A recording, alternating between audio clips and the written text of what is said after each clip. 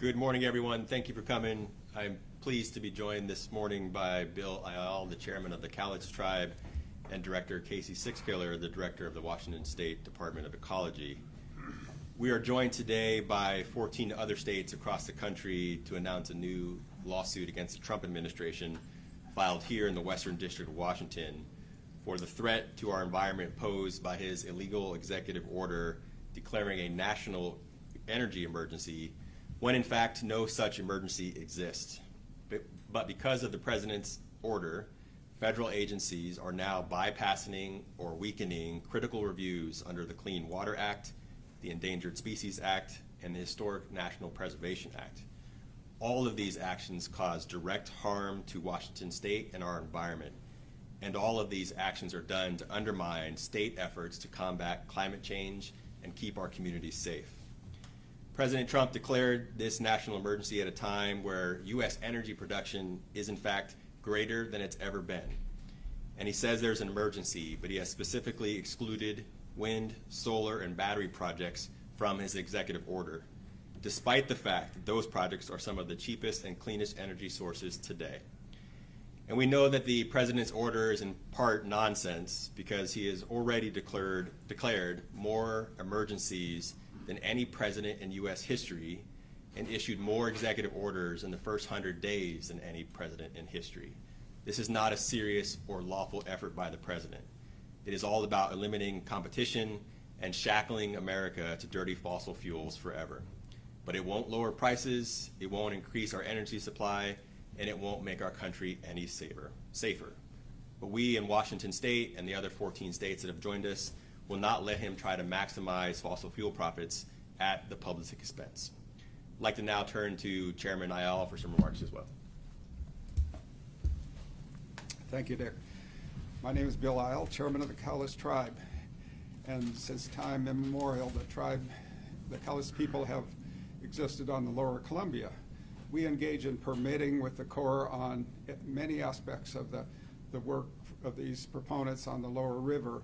And we are there to advocate for our cultural and natural resources. The ecological function is critical for the preservation of our historic first foods, and we want to be there to facilitate the permitting on a proactive basis, but sometimes that's difficult if you only have 7 days or maybe 14 days, depending on the nature of the declared emergency. And so we just want to be assured that there is a factual basis for these emergencies. Looking at a project individually, if you did it carefully and planned it carefully, you would be able to minimize those impacts and get a facilitated permit. I just want to thank you for the time this morning.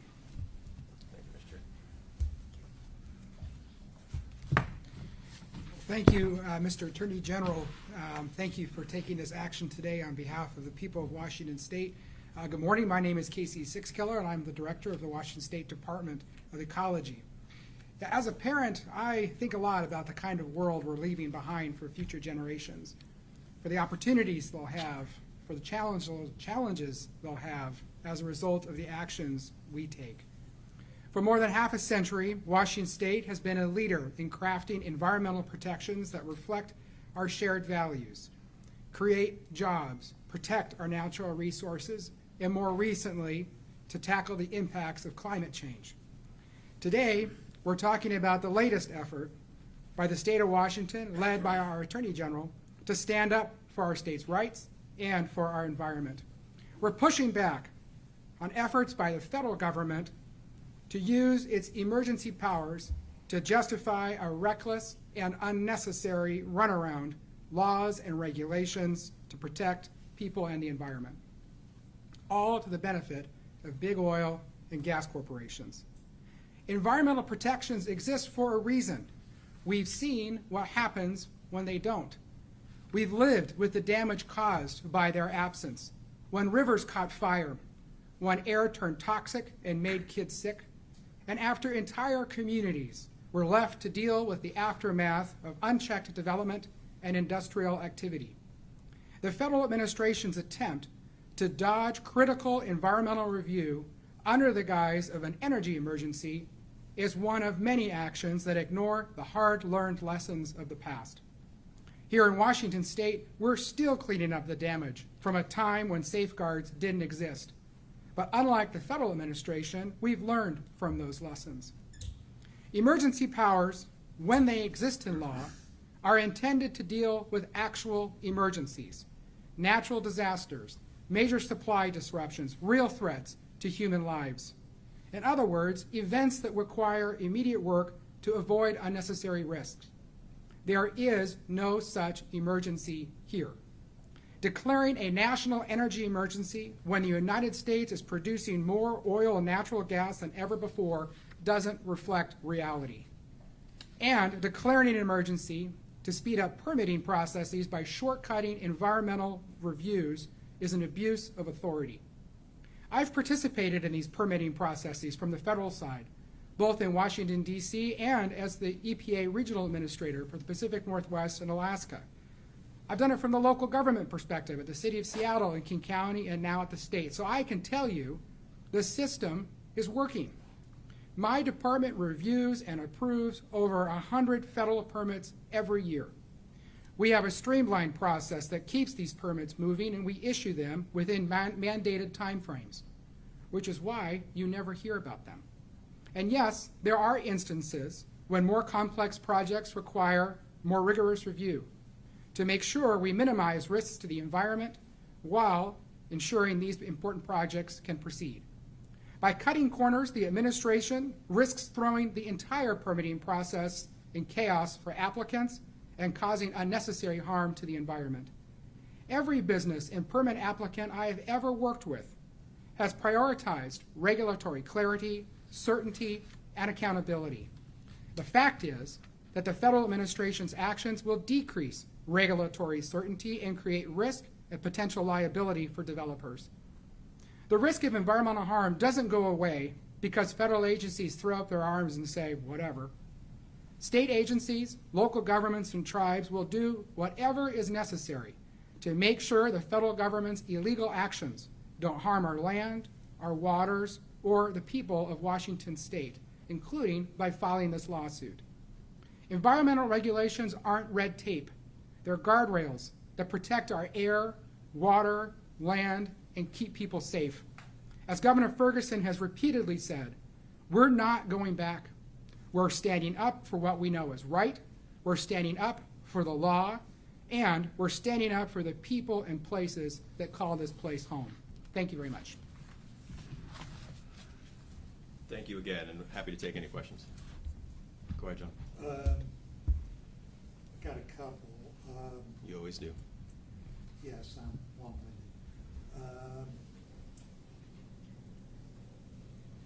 Can I get you to elaborate on what the executive order actually does? And I'm asking this in the context, does it complete, say like, for example, the Clean Water Act or something like that?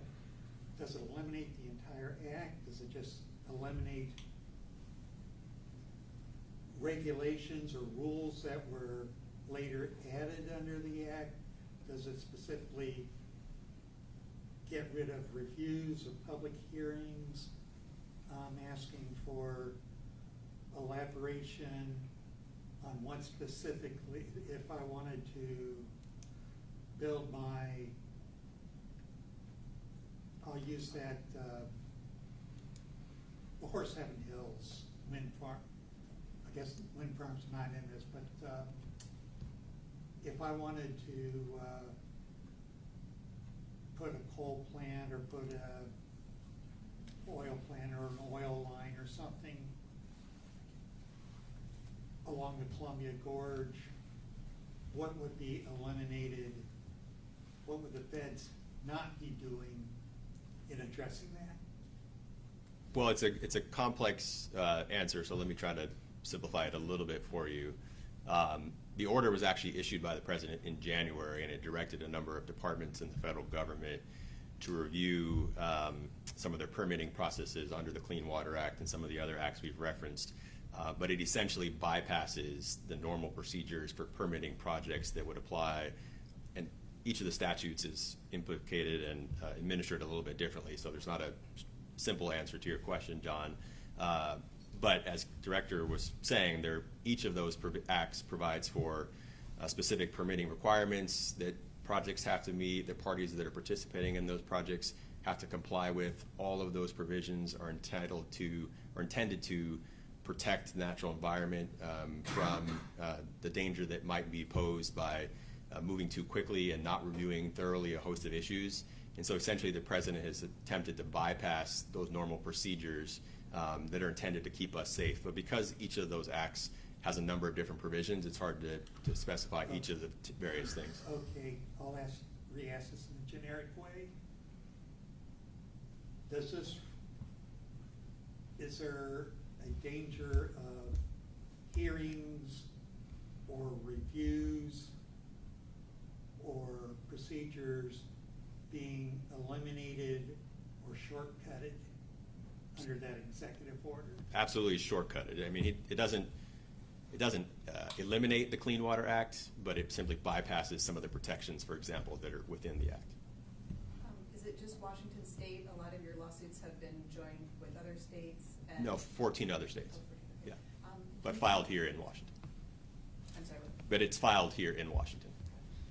And can you just talk about some of the specific projects that maybe they're already in process, so you kind of are looking at those projects that you expect to possibly move along more quickly and to have corners cut on them? I don't know if the Director has that information, but if not, we can provide it later today. What would be sort of the worst case scenario here if the Trump administration's plan goes through as they're proposing? Communities are less healthy, and waters are polluted, and our lands that we protect through all these various statutes are more dangerous. I mean, that is the basis for these acts to exist in the first place, is to provide safety precautions for the public. So you have some assurance that when you go out into your natural environment, you're not going to be sickened by other projects that have been built in the area or that are impacting the area. That is why we have these protections. Are you seeking a temporary restraining order? No, not immediately. We'll file further action after the complaint today. Is that part of a broader strategy to stop looking for those orders in the last few cases? To stop looking for them? Yeah, instead just going for the regular. Well, no, every single executive action is different.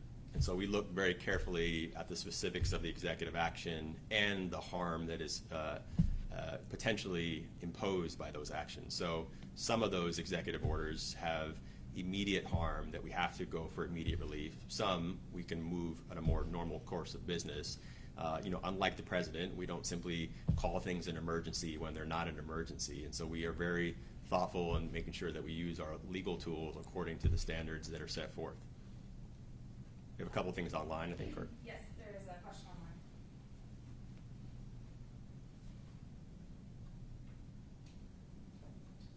We've got Jim Bruner from the Seattle Times.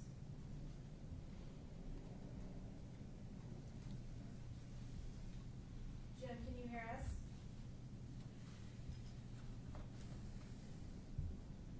No. Okay, Happy to follow up, Jim. yeah. John? Might be a question for the chairman. Is there treaty implications in this? I can't remember how many tribes there are, but in Washington, but every one of you has a separate treaty with the United States government. And I'll say the really obvious one, you're entitled to 50% of the fish in your normal fishing grounds and have hunting ground protections and so on. Does this executive order throw a real monkey wrench into the treaties? Good question. Not for us, but generally, yes, it does for most tribes. The Kalas tribe is unfortunate in that there was an executive order issued in 1862 by President Lincoln that opened our lands to settlement without a treaty. And so those are unceded lands in Southwest Washington, nearly 3,000 square miles of Southwest Washington. And so we work proactively with the agencies and the permitting agencies as well to restore the resources, so one day we will have access to our own first foods and traditional uses of the land. Okay, I'm coming at you from the fact that with the feds, I know the tribes are separate from the state government, you're your own sovereign governments. And I know you cannot speak for any tribe other than your own. But is there a danger to the feds of the tribe saying, US government, you're violating our treaties and we're gonna sue the hell out of you? Well, there will be treaty implications, no doubt, on this, but working with the new administration, I see the secretary has experience working with tribes. So we're just beginning the dialogue with the federal administration, and my hope is that we can enlighten them on some of these issues, better protect the resources, but also help with these permitting conundrums that are created. And the net result for us is that we get 2 weeks to review and respond to a permit. Those are unfunded mandates that come with it, and some of these are pretty significant permits, some of them are not. They're just pipelines that might be otherwise take 10 years to plan out and decide, now I'm gonna do it. So they know what they're gonna do well in advance. It's a maintenance function, I think, for the pipelines type projects. You have another question online? Yeah, we've got a question from Cairo 7 asking what are the specific Washington harms? Well, the complaint is, I think, 62 or 63 pages, and it details a lot of those harms, so I would just refer you to the complaint. Anything further? Sure. Last one, John. If I'm doing my mental count correctly, I think this is 14 or 15 lawsuits. 16. 16, okay, I'm keeping up. And what exactly are you seeking from the lawsuits? Are you seeking elimination of the entire executive order? Are you seeking elimination of parts of it? What's your sought after end game? Well, not the entire executive order, but the portions of the order that illegally bypass specific statutory requirements for how permits are issued and the review process therein. The executive order contains a lot of directives to cabinet agencies that aren't inherently illegal, but the provisions that bypass existing statutory protections for these our natural environment is what we're seeking relief from. Okay, thank you again for everyone for coming. Appreciate it. I'm gonna apologize. I have no idea what this thing last name. It's IY. No. Thank you. Of course, I'm just trying to understand, like, what are some of the specific projects? Bill, that's what I thought.